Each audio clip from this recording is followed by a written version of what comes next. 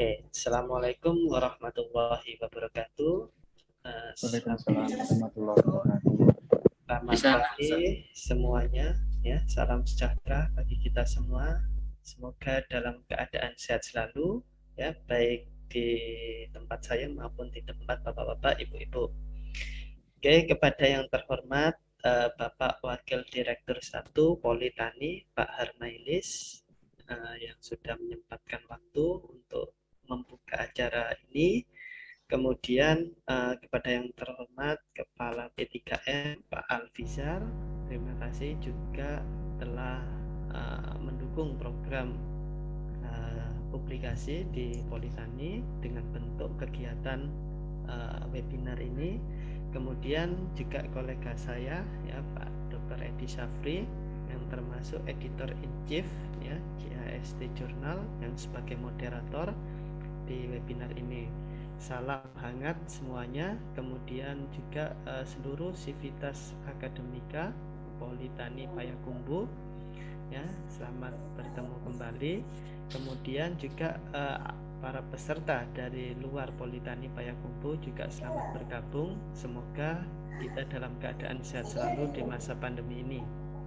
Oke, tidak berlama-lama, langsung saja saya mohon izin share untuk menampilkan materinya. Oke, apa sudah terlihat Bapak-bapak, Ibu-ibu? Ya. Sudah, ya? Kurang keras, Pak Dr. Asrofi. Mungkin dibesarkan volumenya. Sudah nampak. Oke, sudah. Suara saya jelas ya? Halo? Ya. Oke. Iya, sudah cukup jelas. Terima Keras, kasih, Pak. Bapak Sofri. Kurang keras atau Sudah cukup. Udah. sudah? Sama saya udah cukup. Oke. Sudah, Pak. Oke.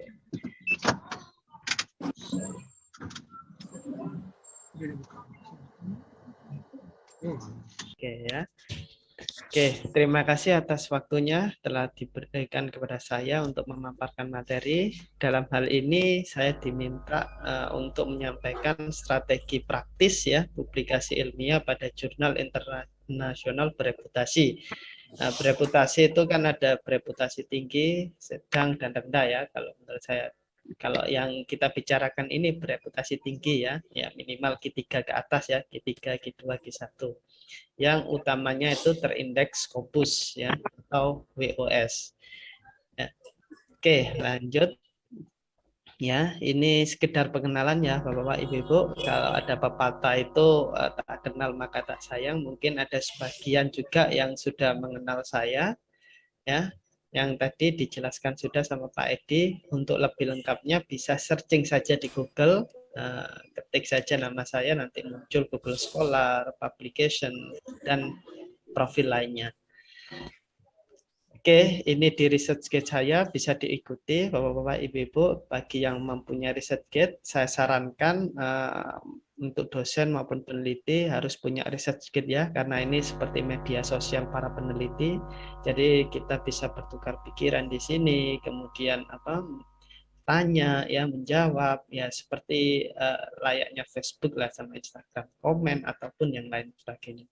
Karena dengan research guide ini nanti jejaring kita akan semakin luas, ya. Nah, manfaat jejaring nanti sama sudah dijelaskan oleh Pak Harmailis tadi, yaitu tadi menyampaikan hasil karya sehingga karya kita bisa bermanfaat bagi orang lain, utamanya ya tadi para peneliti di area bidang kita, supaya paper kita dapat disitasi, kemudian impact-nya kita terhadap kita maupun institusi menjadi naik, ya, seperti itu Bapak-bapak, Ibu-ibu, gambarannya ke depannya. Oke, Google Scholar juga bisa diakses, ya. Nah, seperti yang disampaikan oleh Pak Edi tadi, ya, ketik aja Google Scholar, di situ banyak publikasinya. Dan setiap tahun, ya, saya harus rajin, ya. Ini prinsip saya, ya. Setiap tahun harus bisa memproduksi, ya. Walaupun kita sebagai co-author, misal tidak ada grant penelitian, tidak apa-apa, ikut berkontribusi sebagai co-author dengan kolega kita, is never mind, ya. Yang penting kita tetap menjaga bahwa kita tetap produktif. Karena yang seperti disampaikan Pak Harmailis tadi, ya, Tridharma perguruan tinggi itu wajib hukumnya bagi dosen, ya. Nah, Itu artinya kita harus bisa memproduksi paper ya, walaupun sebagai koautor never mind ya, tiap tahunnya. Bisa dilihat tiap tahun itu harus ada ya, harus ada. Walaupun satu enggak apa-apa, yang penting tidak kosong. Gitu. Ini untuk menjaga ritme penelitian atau publikasi kita, keluaran kita. Oke, dari 2018 mulai menulis saya sampai sekarang pun saya mendisiplinkan diri untuk menghasilkan paper. Walaupun itu bentuknya review, never mind ya. Seperti itu Bapak Ibu. Oke, masuk ke sesi 1 ya, tips dan trik menulis jurnal internasional bereputasi. Sebenarnya ini sudah tidak asing lagi bagi kita Bapak-bapak, Ibu-ibu, sudah banyak sekali pelatihan, webinar tentang cara menulis jurnal yang baik dan bereputasi internasional itu sudah banyak. Cuma nanti ada sedikit trik ya, mungkin kita bisa sharing ya. Kalau saya biasa bilang kita diskusi ya. Jadi saya juga belajar, Bapak Ibu juga saya belajar juga Bapak Ibu yang sudah mungkin ada yang belum saya ketahui, begitu sebaliknya. Jadi kita saling diskusi saja. Oke, ini ya Bapak-bapak, Ibu-ibu beberapa software penting untuk menunjang penelitian dan pengolahan data. Tentunya yang sekarang ngetren itu ya ada Grammarly ya. Grammarly ini ada yang premium ya, ada juga yang free. Kalau yang bisa mendapatkan free cuma ya akses-aksesnya agak berkurang ya. Misal dari apa kayak plagiatnya itu kalau yang free itu agak enggak muncul, tapi kalau yang premium muncul ya. Biasanya di tiap perguruan tinggi ini ada yang berlangganan Grammarly ya, itu penting ya, itu untuk mengecek, mengkoreksi apa hasil-hasil tulisan kita yang ada tipenya ya. Seperti itu. Kemudian ada Office ya, ini harus wajib ya, kita buat paper, manuskrip itu pakai Office Word. Kemudian ngolah data pakai Excel ya, sangat wajib ya. Kemudian ada Rev and Write, ini adalah paraphrasing tool ya, memparafrase ya. Jadi kita nggak boleh ya copy paste ya, jadi kita harus memodifikasi, artinya memodifikasi struktur dari bahasa yang kita baca, jurnal yang kita baca, tapi maksudnya sama ya, bisa pakai Rev and Write ya. Kemudian ada juga Origin Pro ya, ini untuk pengolahan data, khususnya data mentah ya. Misal Bapak Ibu menguji pakai mesin ya, mesin misal uji kandungan apa ya, uji ketahanan termal misal ya, ketahanan termal dari suatu spesimen. Di situ nanti bisa diplot ke Origin. Nah, terus terang Bapak-bapak Ibu, kalau Origin ini luarannya bagus ya, image-nya punya resolusi tinggi dan gambarnya itu seperti yang di jurnal terbit ya, di internasional. Kalau kita pakai Excel itu kelihatan kayak crop. Jadi saya tidak menyarankan. Lebih baik di convert ke Origin. Kemudian untuk image G ini untuk memproses gambar-gambar. Misal saya mau mengukur ukuran pati ya, nah, itu bisa diolah dengan image G. Jadi hasil dari misal mikroskop maupun SEM ya, itu bisa diproses, pokoknya gambar-gambar bisa diwarnai ini apa, nah itu pakai image G, nanti bisa belajar di situ. Kemudian ada statistik ya, tidak asing, kita pakai IBM ya, SPSS, kemudian Turnitin, ini wajib ya. Jadi sebelum submit kita harus mengecek dulu plagiasi kita ya. Kalau saya sarankan ya di bawah 25% ya. Nah, kalau di atas 25% harus dikurangi supaya tingkat kesamaannya tidak terlalu tinggi, karena paper itu perfect sekali ya. Nah, seperti itu. Oke ya, memilih jurnal yang tepat ya dulu ya. Nah, jadi memilih dulu jurnal yang tepat. Biasanya ada juga. Biasanya kita ketik di Google Scholar, kemudian memasukkan keyword sesuai bidang area penelitian kita. Ya. Umumnya pencarian teratas merupakan penerbit besar seperti Elsevier, Wiley, Taylor and Francis, Springer maupun MDPI. Ya. Coba saja Bapak-Bapak Ibu-Ibu nanti masuk ke Google Scholar ya. Nanti ketik keywordnya, misal bidangnya apa. Nah, misal bidangnya tentang rantai pasok beras atau misal tentang supply and chain atau tentang life cycle assessment. Nah, di situ diketik aja ya, yang berhubungan dengan penelitian Bapak-Bapak Ibu-Ibu. Dan saya yakin ya, yang muncul itu merupakan paper yang kutipan yang paling besar ya. Biasanya yang paling terbanyak ya, maksud saya. Jadi paper dengan urutan kutipan yang terbanyak artinya sudah menjadi rujukan dari beberapa peneliti. Biasanya itu seperti penerbitnya itu ya seperti Elsevier, Wiley, Taylor and Francis, Springer maupun MDPI ya, ataupun yang lain bisa juga.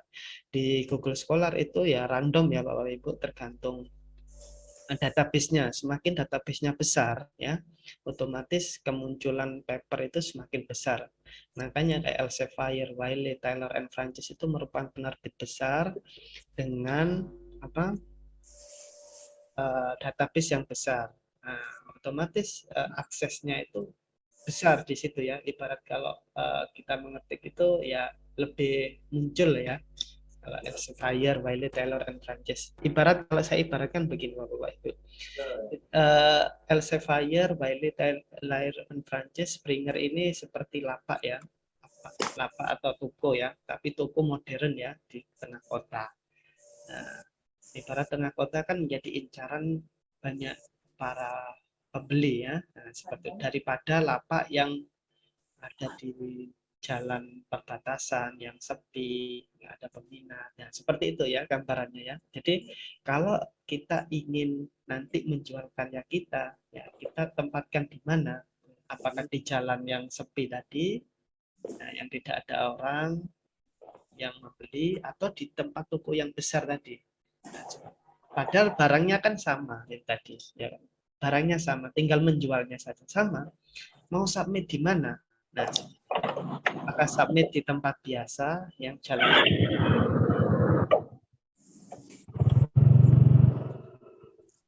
apakah di tempat yang rame tadi, yang banyak dikutip dan lain sebagainya. Kita tinggal pilih dan disesuaikan dengan kualitas tentunya. Padahal isinya sama ya. Misal saya punya paper X ya, ini mau saya taruh di mana ya? Seperti itu. Taruh di tempat yang besar ya, toko yang besar yang banyak pengunjungnya, atau yang di jalan terusan tadi, jalan perbatasan. Seperti itu gambarannya Bapak-Bapak Ibu-Ibu. Penerbit itu. Kemudian selain Google Scholar, kita juga bisa mencari lewat Science Direct. Langsung saja Science Direct ya, dengan memasukkan keyword bidang penelitian kita, atau langsung ya, atau gunakan Mendeley untuk mencari jurnalnya. Jadi kalau biasanya Mendeley itu sekarang terintegrasi dengan Scopus, ya satu paket ya. Jadi kalau kita mau login ke akun Mendeley itu langsung dilinkkan ke Scopus. Jadi biasanya Scopus ini kan database ya, database ya. Ternyata di situ yang masuk di situ, database masuk situ ya, biasanya terindeks Scopus. Kemudian pilih ya dari jurnal-jurnal tadi, misal dari bidang kita, misal ada 3 paper yang dekati, oke ya, misal sesuai dengan pertanyaan kita, itu dijadikan role model. Anggap aja satu yang pas ya. Role model artinya ini loh tiruan ya. Artinya itu kita ingin meniru, membuat suatu model seperti yang di jurnal ini. Nah, itu wajib itu ya, role model, kita garis bawah, role model. Ketika jurnal tersebut memproduksi paper yang mirip dengan penelitian kita ya, saya bilang tadi 3 ya, itu merupakan jurnal yang tepat untuk yang kita tuju tadi. Misal tadi satu paper ya, oh ini bagus isinya sesuai dengan bidang saya. Ya saya harus mencontohnya, baik dari apapun ya, introduction, maksudnya gayanya, gaya bahasa, gaya strukturnya, pengujiannya, ataupun yang lainnya. Karena kita jadikan role model tadi. Nah, kenapa kita jadikan role model? Karena itu sudah paper yang sudah diakui ya, sudah terbit ya. Artinya kita ingin mencapai level kesetaraan seperti itu, tapi dengan objek yang berbeda. Nah, seperti itu. Nanti gambarnya seperti itu, Bapak-Bapak, Ibu. Oke, ini kalau kita Mendeley ya, nah referensi juga muncul ya, kita bisa nanti download PDF-nya juga bisa ya, itu bisa kita download ya, Mendeley desktop nanti. Ini juga berfungsi untuk membuat referensi ya, jadi kalau kita pakai Mendeley membuat referensinya lebih mudah ya. Jadi misal kalau ada yang terselip, kita selipkan itu bisa otomatis. Nah, ini kelebihannya Mendeley daripada manual ya. Seperti itu Bapak Ibu. Oke, tadi yang saya garis bawahi role model ya.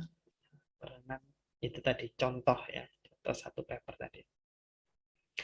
Kenapa role model? Kenapa kita melihatnya sebagai role model? Ya karena logis ya, kronologisnya tadi sesuai dengan penelitian kita. Oh iya, ternyata diuji ini, diuji itu. Ya kita harus menuruti itu ya, karena ingin mencapai level kesetaraan. Apalagi paper yang kita jadikan role model itu terbit di salah satu jurnal bereputasi, misal saja Elsevier Q1 yang mempunyai impact factor. Nah itu yang kita jadikan role model. Kemudian mempunyai metode atau data yang mirip. Wah, pas ini ya. Nah, jadi kita sesuaikan ya. Kemudian memiliki background yang mirip. Ya, misal isunya tentang kelangkaan beras ya. Ya sudah, kita cari yang memiliki background mirip di situ ya. Dan paper-paper tadi. Kemudian mempunyai bahan yang mirip atau berbeda bahan, tetapi metodenya mirip. Apa-apa, metodenya kita pengujiannya sama semua. Tapi kan kita kan berbeda segi objek, ya segi objeknya, metodenya juga bisa. Itu juga sudah suatu novelty, Bapak-Bapak, Ibu. Makanya kalau saya senang sekali meneliti di bidang yang berbau pertanian ya, atau maupun kelautan, karena kita kaya dengan itu. Orang luar negeri kan minim kalau berhubungan dengan sumber daya alam. Jadi kita bisa eksplor lebih sebenarnya. Nah, untuk menghasilkan karya-karya yang original seperti itu. Oke, role model ya. Ini salah satu paper saya sewaktu S3, paper pertama yang terbit ya, di jurnal yang sama. Nah, misal saya ini yang terbit di 2018 sama 2019. Coba saya buat role model dari judul ya. Nah, ini sama ya. Isolasi juga sama isolasi ya. Nah, dia selulosa juga selulosa, cuma beda di metode sama bahannya saja. Nah, itu sudah menjadi suatu novelty, Pak Ibu. Jadi nanti sedikit Mas Asrofi. ya. Nah, yang menjadi role model di sini papernya Dr. Asrofi kah atau dokter paper yang di atas? Nah, berarti paper sebelumnya yang jadi role model. Ya, ini anggap saja saya menjadi role modelnya. Nah, ya. Ini kan terbitnya kan 2019, harusnya sebelumnya ya. Ini ibarat punya saya belum terbit lah ya, seperti itu. Nah, kalau kita kaji yang sudah terbit Pak ya, kemiripannya. Ini kan saya anggap posisi saya sebelum submit ya. Jadi ini saya anggap sebelum submit ya. Jadi dari segi metode sama bahan oke ya. Beda ya, cuma skupnya sama, membahas tentang selulosa. Ya, anggap saja paper saya yang bawa ini belum terbit ya. Nah, ini saja yang saya jadikan role model yang atas ya. Nah, sebenarnya banyak Pak Edi yang di tahun sebelum 2018, ada 2016, 2017, tapi hampir mirip ya. Cuma yang mendekati yang 2019 ini. Kemudian dari segi abstrak ya, anggap saja saya belum terbit ya Bapak-Bapak Ibu-Ibu yang bawah ini, yang atas anggap saja terbit duluan. Dari membahasnya tujuannya juga ada ya, kemudian karakterisasinya ada FTIR, XRD, TGA, saya juga mengkarakterisasi, menguji seperti itu ya, pengujiannya sama. Kemudian mungkin temuan yang berbeda mungkin di temuan ya, hasilnya. Nah, hasilnya mungkin dan metodenya, kalau metode berbeda kan hasil yang dihasilkan juga berbeda ya. Kalau ini 73% ya meningkat. Nah, saya naik menjadi 4,87% setelah dihidrolisis. Itu kan berbeda-beda ya. temuannya. Yang ini nanti temuan ini yang menjadi novelty. Jadi ini yang menjadi role model. Oke, dari segi eksperimental juga sama ya. Tinggal berbeda bahan. Jadi dari preparasi, metode, hampir sedikit ada modifikasinya. Antara paper yang ini anggap saya belum terbit ya. Ini yang sudah terbit. Nah, seperti ini hampir sama. Bisa jadi punya saya ini juga dijadikan rujukan oleh orang lain ya. Saya di sini menekankan role model itu bahwa pembahasannya sama ya. Itu tadi Pak Edi. Pembahasannya sama, mungkin dari latar belakang juga sama pemikirannya. Nah, yang berbeda mungkin di sini metode sama bahan. Nah, itu juga menjadi suatu novelty ya. Ya, itu.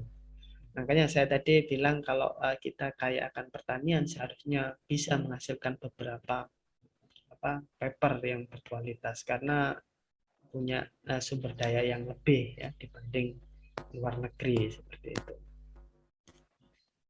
Nah, kemudian dari segi eksperimental juga sama ya, basing juga, cuma beda konsentrasinya. Ya. Makanya dengan berbeda metode, bahan tadi hasil juga temuan juga berbeda. Nah, seperti itu. Nah, dari segi pengujian ya, ini pengujian ya, pembahasan juga ya sama ya. Pengujiannya ini ya cuma dibahasnya hampir mirip ya dengan yang peneliti-peneliti sebelumnya kita bandingkan. Nah, pengujiannya juga sama ya. Nah, dia pakai TEM, saya juga pakai TEM. Dia pakai PSA juga saya PSA ya. Nah, dia FTIR, saya juga FTIR. Ya, sama ya. XRD, saya juga XRD. TGA juga TGA. Kemudian komposisi kimia juga komposisi kimia. Nah, conclusion sama conclusion ya. Nah, jadi itu yang saya tekankan Bapak-bapak, Ibu-ibu. Jadi misal kalau kita ingin misal ingin mentarget di satu ya dengan bidang yang sudah sesuai skop tadi, ambil satu paper tadi ya. Ini yang bisa saya simpulkan ya, satu paper itu jadikan role modelnya. Dari mulai latar belakangnya, oh bidangnya apa ini, misal kelangkaan beras, oke. Sampai di situ oke. Kemudian bahan yang dikaji dari mana, beras dari mana, misal seperti itu. Kemudian ujinya apa aja, ya kita harus turuti. Misal kalau nggak ada pengujiannya bagaimana Pak Asrofi? Ya, coba kita cari tadi fungsinya kolega. Makanya tadi ya, kita kan nggak melulu di bidang kita aja. Maksudnya itu peneliti di Asia saja ya, di Indonesia saja. Banyak teman-teman kolega luar mungkin bisa kita kirim sampel, ada kita di LIPI ada, bahkan ada mungkin yang lengkap ya seperti itu, kita tinggal kirim sampel. Kalau untuk pengadaan alat saya kira enggak bisa ya, karena itu harganya miliaran ya, jadi kita salah satu strateginya ya kirim sampel, itu yang biasanya Pak Edi lakukan dan saya juga ya sampai sekarang. Nah, tapi kita tetap ya untuk menjaga kualitas paper kita dengan menampilkan role model seperti yang kita jadikan rujukan tadi Bapak-bapak Ibu. Seperti itu. Oke, masuk ke area dan mungkin kita diskusi sedikit dulu Mas. Oke, nah, silakan Pak Edi. Bapak Ibu yang saya hormati, dari penyampaian ini sudah tergambar ini ada strategi praktis ini. Mungkin penulis-penulis awal belum memahami ini. Jadi kita pertama cari target paper kita sesuai dengan data-data kita. Maka ini jadikan rujukan atau contoh yang mirip. Ya, menarik yang disampaikan Mas Asrofi ini. Ada judul yang sama pada penerbit yang sama atau publisher yang sama, Faber and Polymers ya. Nah, itu sama, cara nulisnya sama. Yang beda apa? Yang beda itu materialnya, metodenya, gambarnya, pengujiannya berbeda semua. Jadi ini tidak mencontoh full, bukan, tetapi melihat yang sudah ada sebagai rujukan. Nah, mungkin juga kita dan juga Pak Agus atau yang lain-lain, ya. Kalau kita punya paper, kita lihat di jurnal, di Google Scholar, mana yang paling mirip dengan kita jadikan rujukan, Dan ini adalah sebuah hal yang praktis, yang cepat ini. Kita tidak perlu mengkaji hal-hal yang mendasar, tetapi ini adalah yang praktisnya. Ya luar biasa, ini menarik ini Mas. Ya silakan Bapak dan Ibu yang perlu ditanyakan, atau mungkin ada yang pertanyaan di kolom chat tadi, masalah pembelian software ini Mas Asrofi, silakan dijawab. Ini saya baca sendiri atau Bapak yang baca ini Pak? Iya. Pertanyaannya untuk pertanyaan Pak. Ya sebentar, saya baca dulu. Izin di Zoom bisa Pak Asrofi?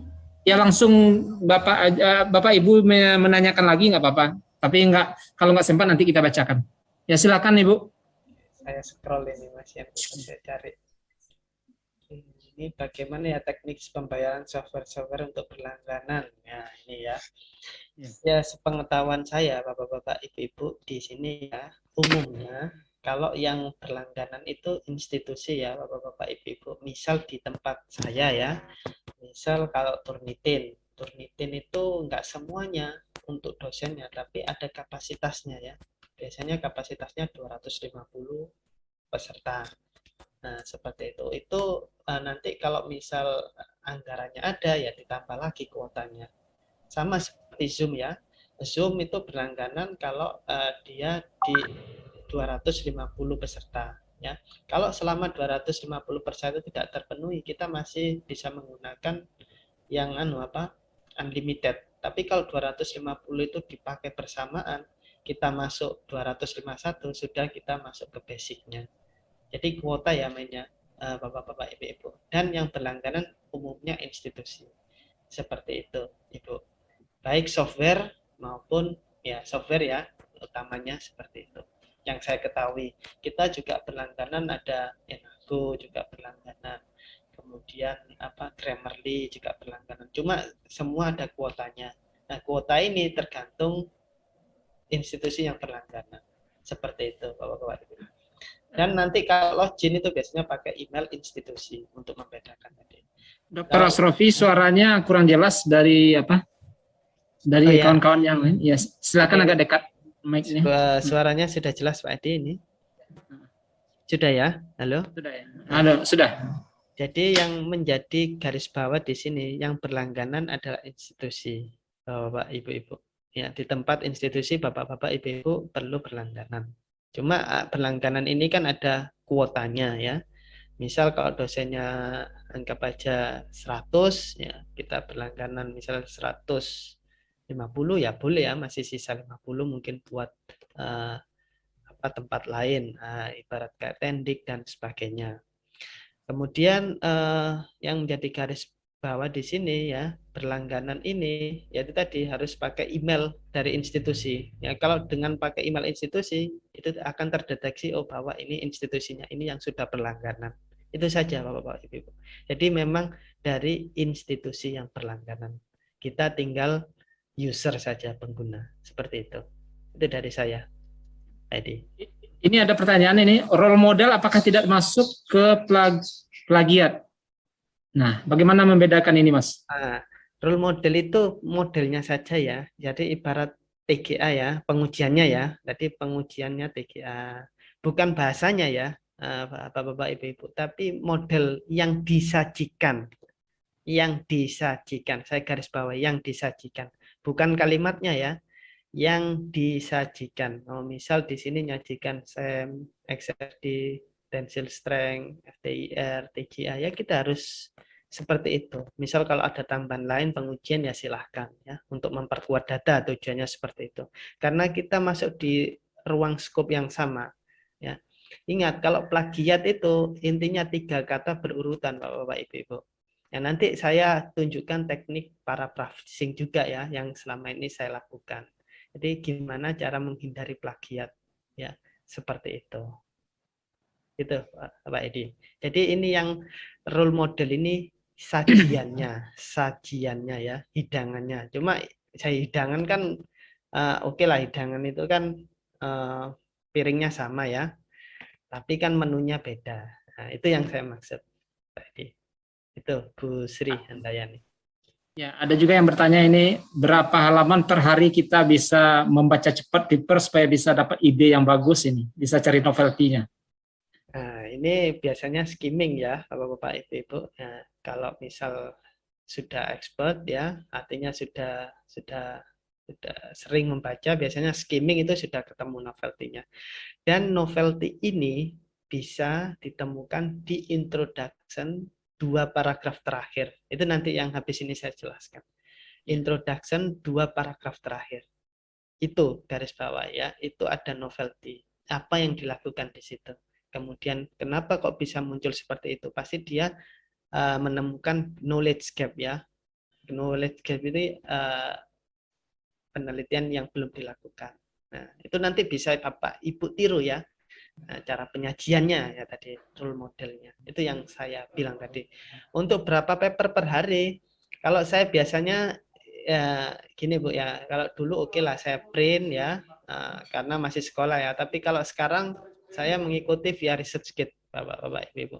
Jadi ketika ada paper baru saya download, saya baca sekilas, oh ya novelty-nya ini, kemudian saya catatkan di note ya, note HP itu catat di situ. Oh ini membahas ini kekurangannya ini. Cukup itu aja.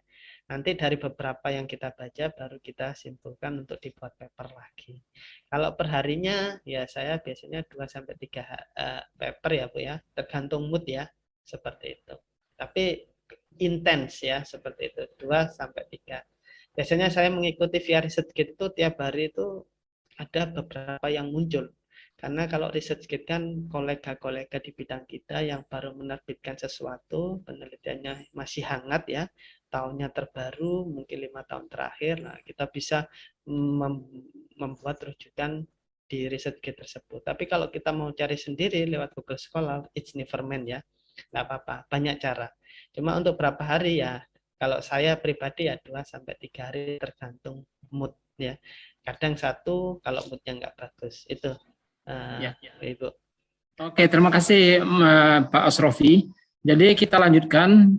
Poin pertama yang kita bisa contoh di sini adalah harus ada role model paper yang jadi rujukan kita, dan kita tidak berniat mungkin dalam hal plagiat, bukan, tetapi melihat alur cara pikir kemudian model paper yang akan kita buat ya.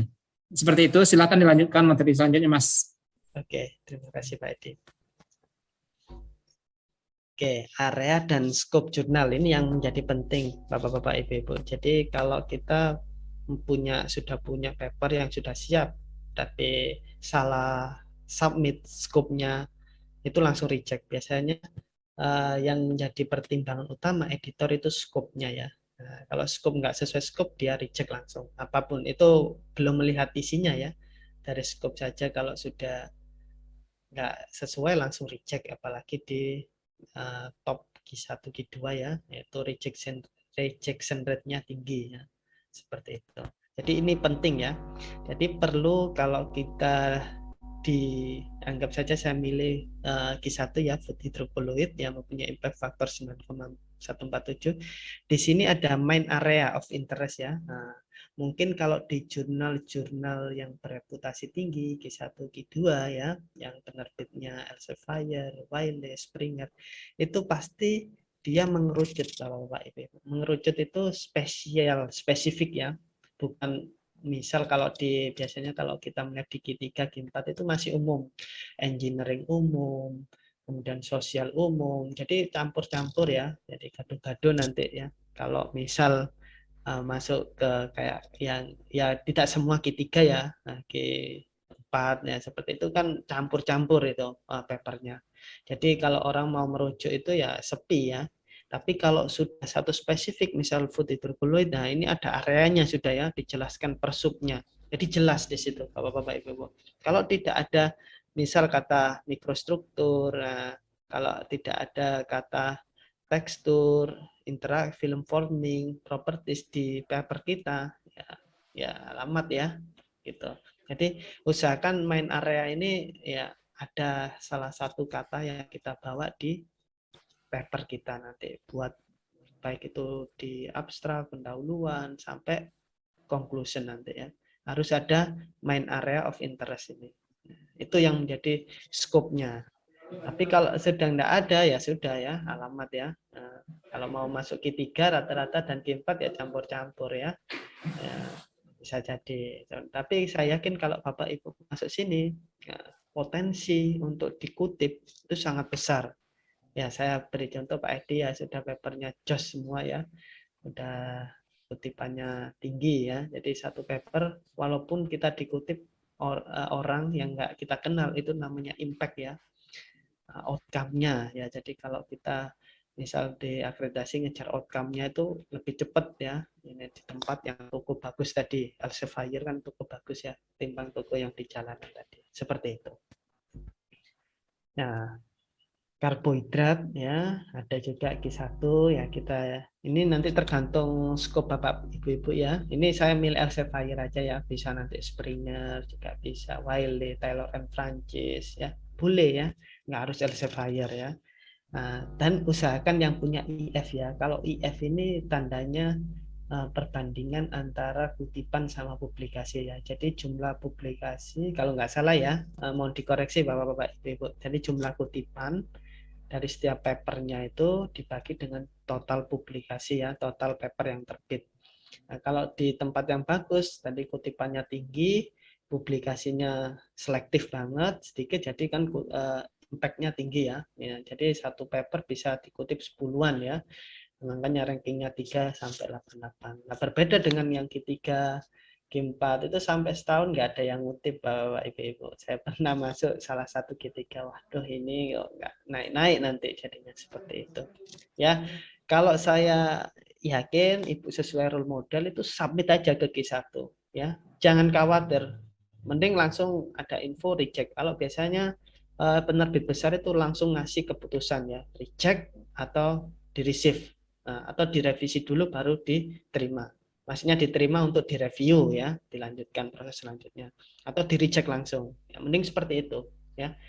Nah, ekspektasinya harus tinggi, optimisnya juga harus tinggi. Tapi tentu kualitas harus tadi disesuaikan dengan penyajian role model tadi, seperti itu. Nah, ini ya topiknya. Nah, kalau saya kan ada di sini ada polimer ya, struktur polimer, di sini ada karbohidrat polimer juga ada ya. Jadi bisa masuk. Oke, nah sama juga each biomark ini yang punya impact factor. Mungkin Pak Edi sudah sering masuk sini ya, mungkin ada sekitar 2 sampai 3 paper Pak Edi sudah masuk sini. Hebat sekali ya. Jadi tentang ada ini ya, ada kata-kata ini tadi yang di scope tadi ada kata-kata biological activity ya, kemudian characterization kan kita sudah ada ya, jadi lebih bisa diterima skopnya. Nah, itu Bapak-Bapak Ibu-Ibu. Jadi memang harus disesuaikan skop, dibaca skopnya. Kalau memang di tempat bagus itu memang spesifik. Jadi kita yakinkan dulu itu. Dan rata-rata kalau memang itu dari apa kita mau masuk ke situ, rata-rata ya referensinya ya tidak jauh pembahasannya dengan kita tadi. Nah, makanya tadi kita pantaskan paper kita untuk masuk ke situ dengan menyajikan, mengemasnya apa ya, hampir sesuai dengan yang sudah terbit. Itu aja konsepnya Bapak Ibu. Nah, seperti ini kata biokomposit ya. Biokomposit ini ada ya di apa? Di scope ya. Jadi bisa diterima. Oke. Yang perlu diperhatikan dalam memilih jurnal agar diakui dalam PAKDT, Bapak-Bapak Ibu. Mungkin Bapak-Bapak Ibu sudah pernah mendengar sosialisasi tentang hal tersebut ya. Yang pertama tadi harus sesuai scope, ya itu tadi. Kemudian tidak terindikasi, ya, misal plagiat, etika. Nah ini bisa kita kurangi ya dengan cara ya tadi. Misal kalau kita terinspirasi dari paper orang, kasih saja citasinya, kasih citasi bentuk orang. Itu citasi itu atau kutipan itu adalah bentuk penghargaan kita terhadap orang yang telah memberikan inspirasi kita. Ya, dia senang papernya dikutip, ya seperti itu. Bukan plagiat ya.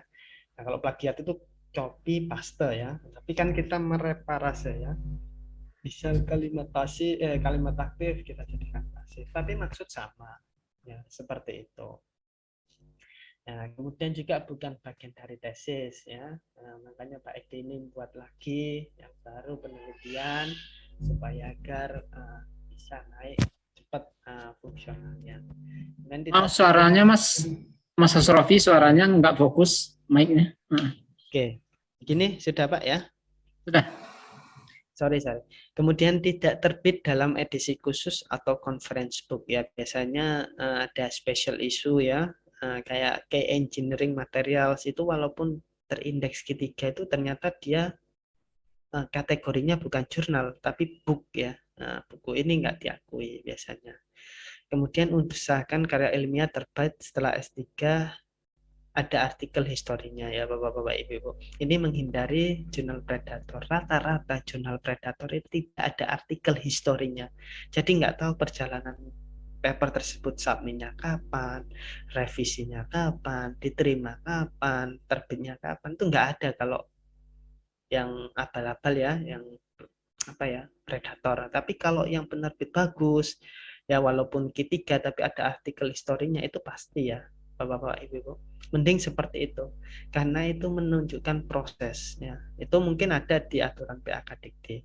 Kemudian mending disarankan penulis utama dan juga corresponding author. Itu lebih disarankan sih ya. Jadi nama pertama juga penulis utama itu lebih disarankan.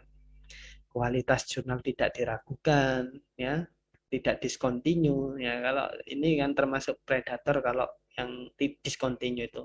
Artinya jumlah papernya itu banyak setiap volumenya tapi kutipannya tidak ada. Nah, itu ciri-cirinya sudah pasti. Dan rata-rata jurnal predator itu berbayar, pasti ya. Dan nggak akan lama. Kemudian usahakan ada IF-nya, Bapak-Bapak Ibu, faktor dampak itu bisa dilihat, dicek di jurnal. Mungkin kalau Elsevier, Springer, dan Wiley itu sudah tercantum di website ya. Tapi kalau kita mengeceknya, kita harus masuk punya akun Web of Science ya. Biasanya institusi. Saya dulu pernah nyoba ngecek IF-nya yang di Q3 itu jarang sekali, nggak bisa harus login ya. Biasanya langsung ditampilkan di websitenya. Kemudian bahasa PBB ya. Ada 5 ya kalau nggak salah itu, tapi terutama English. Kemudian lebih disarankan ke penerbit yang punya reputasi besar, database yang besar, toko yang besar yang saya bilang tadi, supaya nggak sepi ya. Kalau di jalanan sepi kan ya nggak ada yang ngutip, nggak ada yang beli tadi, seperti Elsevier, Springer, Wiley, Taylor, Francis, Emerald, dan sejenisnya. Ini penerbit ya Bapak-Bapak Ibu. Nah, kalau Science Direct itu ya tadi penyajiannya ya, ibarat tempat jualannya ya. Ini penerbitnya seperti itu. Oke, ada yang ditanyakan sebelum masuk ke penulisan, Pak Edi? Ya, silakan Bapak dan Ibu. Kita format acaranya tidak terlalu formal, FGD, artinya setiap yang Bapak Ibu perlu pertanyakan silakan. Ya, kita banyak diskusi. Ya. Dibicara